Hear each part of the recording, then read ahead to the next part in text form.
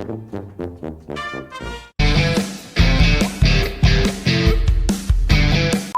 morning mga kapadyak. Sunday ride tayo ngayon. Medyo tinanghali na ng gising. Dito tayo sa kahabaan ng Ayala Boulevard. Natin PTUP. PNU sa kabila. O, pupunta tayo ngayon sa Antipolo. Paano ba ako makakarating doon? Sa Hinulugang Taktak. Yun yung target ko ngayon.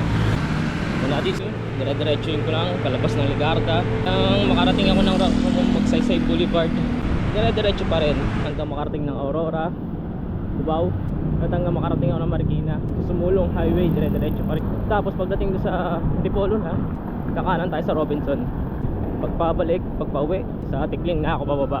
Mukhang alam ko na kung bakit giniba. Kasi merong ginagawa flyover pala dito sa may ibabaw ng PNR. O dun sa altura may release dito para pumasya yung bagong flyover alin ng LRT. Pwede pala dumiretso dun sa papuntang SM Marikina kasi sa mapa. Limit din pala ulit yung Sumulong Highway saka yung Marikina Infanta Highway. So kahit di pala ako dumaan dito sa Marikina City, kumana na pala ako dapat diretso dun. Sumulong Highway Kainta crossing ng Marikina Infanta hanggang Sumulong ayun diretso. Ayun na station naman. Ayun ang city. Quarter to 9 na. So far wala pa naman akong nadadaan ng mga ahon. Sabi nila may akitin daw dito sa Sudang Taktak. First time ko nga pala dito akit. Last time ko kami umakit sa Tikling. Kasama ko yung pisang ko. Last year pa ata yun. 10 kilometers papuntang Antipolo. Meron ng ahon. Hindi na pag-ano ka dito. Commander.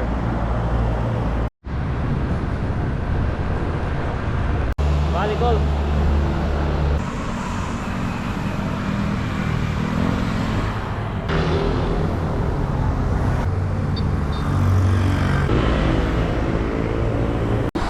Konti na lang yung mga nakasabayan kong umakyat. 9 na medyo tinanghali na nga. 5.6 km na lang taktak. Antipolo Cathedral 6.9 kilometers. Melvin David, dito lang ako Antipolo. Hindi ka pa nakakapag-bike doon? Hindi pa, isang beses pa na ako nakakita ng Antipolo Cathedral. Last year. Saan ka ba? Taga Manila po, malapit sa Intramuros. Ganda pala yung pasyalan mo, Intramuros eh. Oo, maganda. Oo. Lagi ako dumadaan pag pauwi na ako. Isang o dalawang beses pa lang ako ikot sa Intramuros. Oo. Nag-MOA kami, yung kasama ko. Pero kung gusto mo Yung mga sa Antipolo. delicacies nila sa Antipolo. Ito, dito tayo sa Hinulugang Taktak.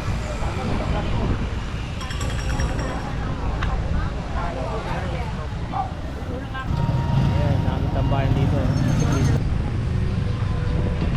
Ayan, dito na kami ngayon sa Parish of the Immaculate Heart of Mary. Salamat ha. Thank Sa you. pag-ano ha, sa pagbalik mo. Kaya po, saan na po ang daan nyo na to? Babalik na lang ako. Basta puro kanan ka lang yan pagpababa ka ng Tikling. Pagkaliwa sa pasimbahan. Pagkanan naman, puro kanan ka lang. Pagkanan mo, pababa na yung patikling na. Wala ka nang ibang ano doon. Opo, ingat po kayo, ingat po. Okay, salamat ha.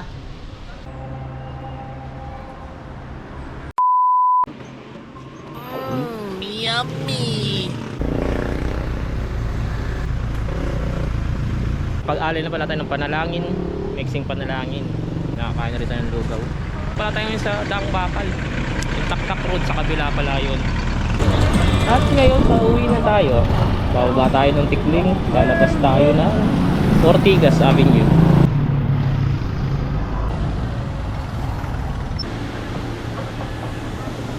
Libre lang pala magpasok dito, no? Tapos libre lang ang mga pag-canopy walk pa. Galing, oh. Yan yung pools, oh. Bawal nga lang daw maligo dyan. Pero may pool daw dyan, para makababa yung mga visitors na yun. Lima. Baba na tayo galing Antipolo. Papunta tayong Taytay. Kainta. 10:40 na ng umaga. Kaya pala si The Victor. 60-meter high na statue. Kaya sa may Bridgetown. Dito sa may boundary ng Pasig at Quezon City. Malapit sa kanto ng C5 Ortigas Avenue. Time check, alas 11 na ng tanghali. Doon na ako sa kanto ng Meralco Avenue at Ortigas Avenue. Medyo trip na yung araw. Yeah. Ito madalas dumaan, no? Nung nagtrabaho pa ako sa Pasig. Either dito sa Ortigas Avenue o sa doon sa kabila sa Julia Vargas. May mga 15 kilometers na lang to. Malapit na. Alas 11:30 na. Nandito na ako sa Mindiola.